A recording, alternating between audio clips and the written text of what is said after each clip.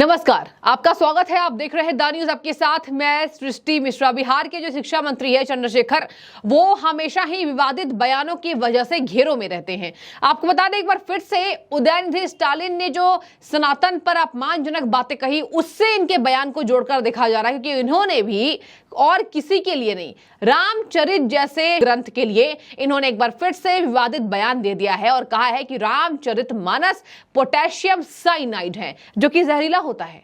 अब मैं आपको बता दूं, इस पर संबित पात्रा हमलावर है, बीजेपी प्रवक्ता राष्ट्रीय।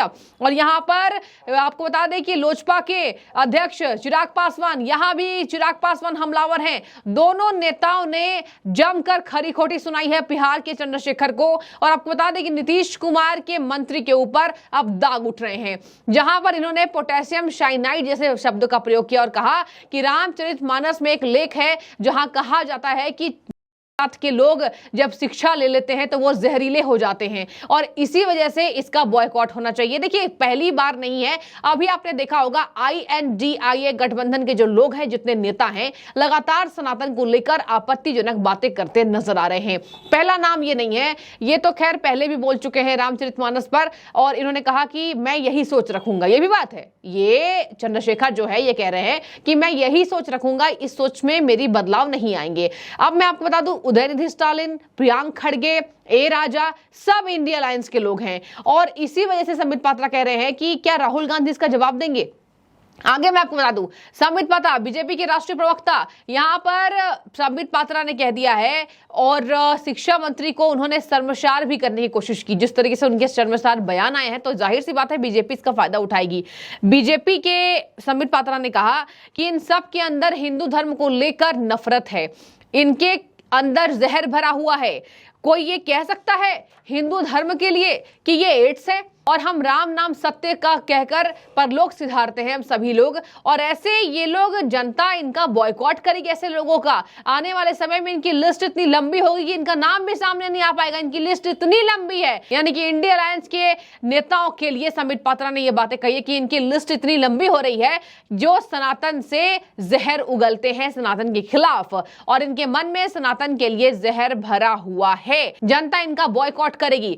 हजारों करोड़ों लोगों की आस्था है सनातन और उनका पूरी तरीके से जनता ही बॉयकॉट करेगी। ये लोग धर्म पर चोट देते हैं। इसके साथ ही उन्होंने कहा कि देश के मूल आस्था पर ये लोग चोट देते हैं, यानी कि देश की जो मूल आस्था है सनातन, उस पर ये लोग चोट देते नजर आते हैं। ऐसे नेताओं का जनता बॉयकॉट करेगी। अब चलिए, बिहार के एक और जाने माने नेता हैं, युवा नेता चिराग पासवान। देखिए, चिराग पासवान अभी राजनीति में दमखम भर रहे हैं। चिराग पासवान ने भी चंद्रशेखर जैसे लोगों को, जैसे शिक्षा मंत्री को बर्खास्त करने की मांग उठाई। कह रहे हैं इन लोगों से इस्तीफा भी मत लीजिए, इन्हें बर्खास्त कर दीजिए। जो ये बातें कह रहे हैं, जो ऐसे ये शिक्षा मंत्री होकर समाज में अलगाववादी विचारधारा को जन्म दे रहे हैं, बच्चों को इन्हें पढ़ाने का काम है, बच्चों में अच्छी शिक्षा देने का काम है, या फिर समाज को बांटना। ये जो कह रहे हैं रामचरितमानस को पोटेशियम साइनाइड, अगर रामचरितमानस पोटेशियम साइनाइड होता तो काफी लोग पहले ही नष्ट हो जाते। ये बयान है, इन्हें शर्म नहीं आती। समझ के परे कि शिक्षा मंत्री की भूमिका बिहार में शिक्षा के सुधार को लेकर है या छात्रों में बंटवारे को लेकर है।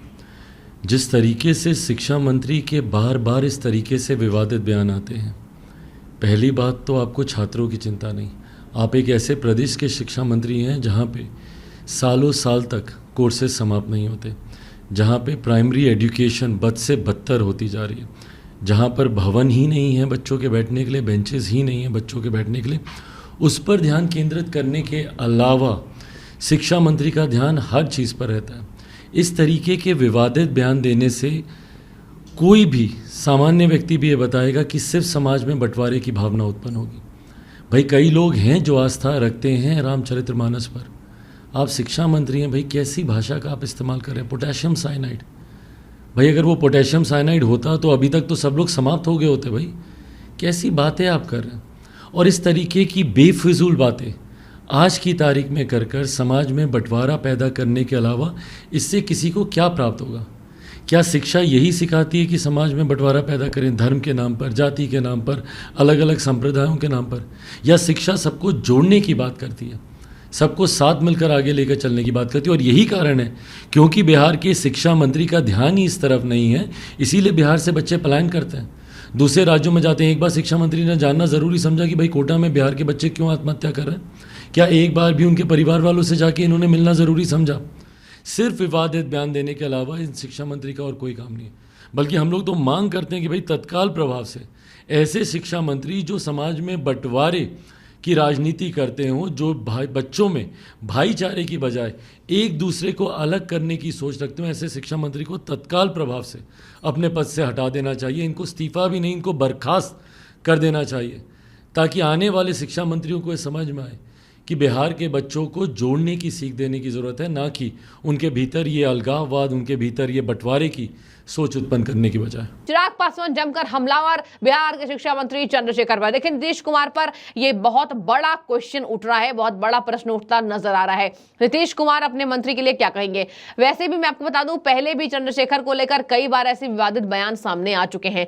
देखिए, चिराग पासवान यही नहीं रुक रहे हैं। उन्होंने कहा कि कोई भी सामान्य व्यक्ति यह नहीं मानेगा, ये समाज को बांटने जैसे बयान हैं, ये समाज में अलगाववादी विषय जैसे पैदा करते हैं, ये फिजूल बातें करते हैं। यदि ये होता तो कई लोग समाप्त हो गए होते, इनमें इनका कोई फायदा नहीं होगा, इससे किसी को फायदा नहीं होगा। मतलब कि उन्होंने कहा कि इंडिया अलायंस के जो लोग हैं ऐसे बयान देकर सोच रहे हैं कि आगे बढ़ जाएं, लेकिन इससे कोई राजनीतिक फायदा नहीं होगा बल्कि नुकसान ही होगा। दर्शकों, आपको बता दें, विपक्षी नेता जितने हैं सनातन को लेकर जो जहर उगल रहे हैं, बीजेपी इसका मुद्दा जरूर बना रही है और बीजेपी के लिए फायदेमंद सौदा साबित हो रहा है, क्योंकि बीजेपी जानती है कि सनातन पर अगर ये लोग प्रहार करेंगे तो हम हैं उसके लिए बात करने के लिए। और यही वजह है कि प्रधानमंत्री ने मध्य प्रदेश के बीना में कह दिया कि सनातन को मानने वाले लोग सतर्क हो जाएं, ये लोग पीछे पड़े हैं, इनका अटैक और ज्यादा होगा। अब सुनिए जरा, इन्होंने कहा कि तत्काल रूप से ऐसे लोगों को बर्खास्त कर देना चाहिए ताकि आने वाले शिक्षा मंत्री ये सबक ले सके कि आखिर शिक्षा मंत्री का रोल समाज में कैसे होता है,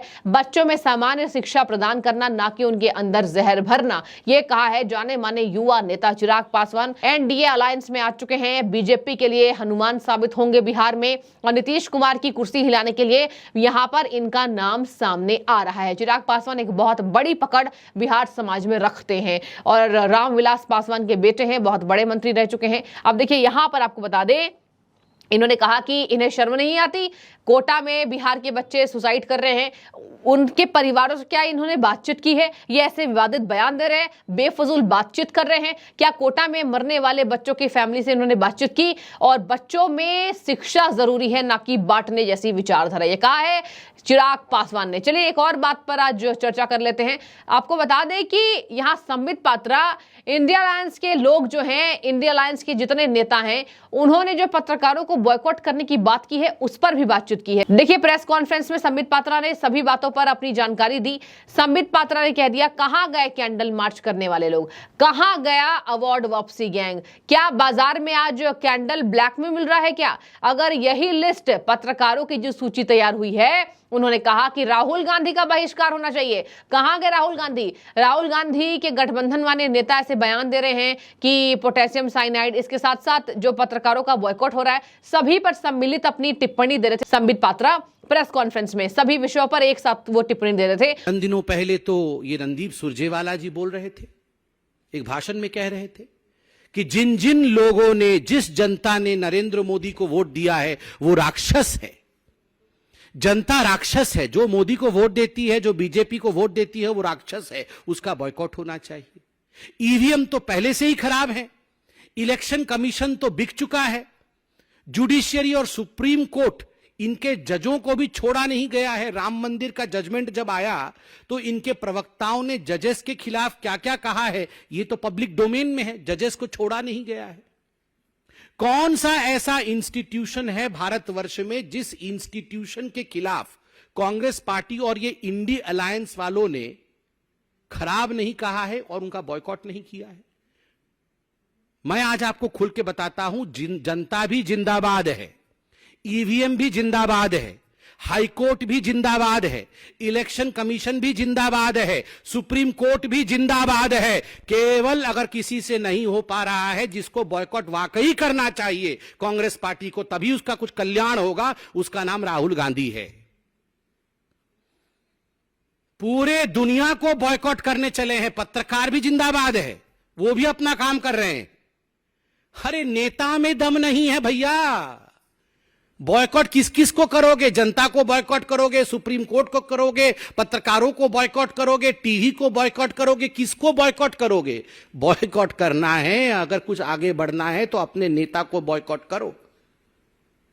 उसी को छोड़ने से कुछ कल्याण हो सकता है, 1% का। उन्होंने कहा कि राहुल गांधी का बहिष्कार होना चाहिए, सच मानो पे तो कहां गए राहुल गांधी? इसके साथ मैं आपको बता दूं, कैंडल मार्च निकाले जाने पर उन्होंने कहा, ये कहां गए कैंडल मार्च वाले लोग? अवार्ड वापसी वाले गैंग कहां है? क्या बाजार में आज जो कैंडल ब्लैक में मिल रहा है? अगर हमने ये पत्रकारों की लिस्ट जारी की होती तो अब तक एक भी कैंडल बाजार में नहीं उपलब्ध हुआ होता। ये कहा है बीजेपी के प्रवक्ता संबित पात्रा जी ने। आगे मैं आपको बता दूं, उन्होंने कहा ये सिलेक्टिव आउटरीच है। सिलेक्टिव मतलब जानबूझ के सोची गई टिप्पणी। सिलेक्टिव आउटरीच है जो एक सिलेक्टेड पर्टिकुलर लोगों के लिए होता है, इस पर्टिकुलर समाज के लिए होता है। इसके साथ मैं आपको बता दूं, इन्होंने कहा ये शाम को मोमबत्ती सुलगाएंगे क्या? ब्लैक में मोमबत्ती बिक रही होगी, ये एक अवार्ड वापसी करेगी क्या अवार्ड वापसी गैंग? तो देखिए, ये पूरे विपक्ष पर संबित पात्रा ने निशाना साधा है और कह दिया कि इनसे कुछ नहीं होने जाना है, बॉयकॉट तो इनका जनता करेगी। देखिए, यहाँ पर पत्रकारों के बॉयकॉट की चर्चा हुई, उसी पर संबित पात्रा ने जवाब दिया।